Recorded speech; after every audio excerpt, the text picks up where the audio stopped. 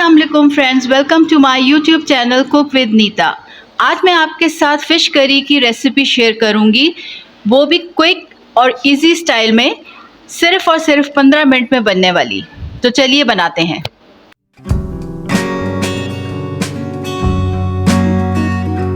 यहाँ मैंने 3 पाव फ़िश ली है, सुरमई मछली है ये। मीडियम टमाटर है, इनका मैंने पेस्ट बना लिया है। प्याज है जो कि मैंने इसका भी पेस्ट बना लिया है। 1 टेबलस्पून अदरक लहसुन का है। 2 चम्मच मैंने धनिया पाउडर लिया है।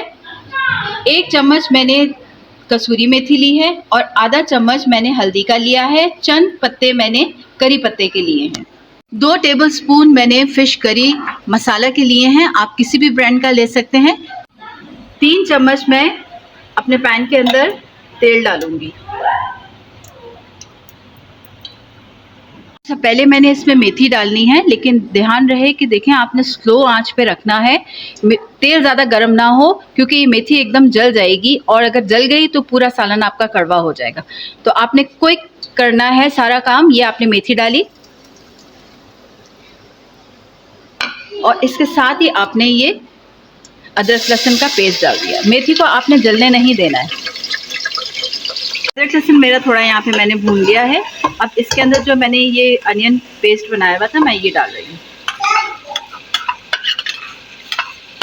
तक हमारी प्याज हल्की सी लाइट गोल्डन हो रही है। मैं आपको बता दूं कि ये टमाटो पेस्ट जो मैंने प्यूरी बनाई हुई थी, उसके अंदर ये जो फ़िश मसाला है, ये मैं इसके अंदर ऐड कर दूंगी।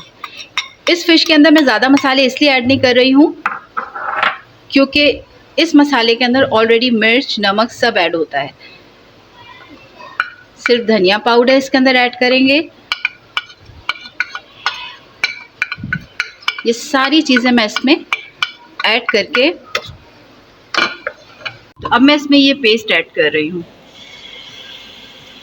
प्याज हमारा हल्का मैंने गोल्डन कर लिया और जो मैंने ये पेस्ट, टमाटो पेस्ट के अंदर सारे मसाले डाल दिए थे, वो मैं इसमें डाल के इसको मिक्स कर रही हूँ। ठीक है, मसाला हमारा यहाँ पे भुन चुका है। इस तरह से मसाले पे जो घी है हमारा ऊपर आ गया है। अब मैं इसमें थोड़ा सा पानी ऐड करूँगी ग्रेवी बनाने के लिए। हमें गाढ़ी सी ग्रेवी बनानी है, ज़्यादा इसको पतला नहीं करना। मसाले में मैंने 1 गिलास पानी डाला था इसका सालन करने के लिए और इसको उबालने के लिए रख दिया था मैंने। इसमें उबाल आ गया है सालन में और अब मैं इसमें फ़िश ऐड कर रही हूँ।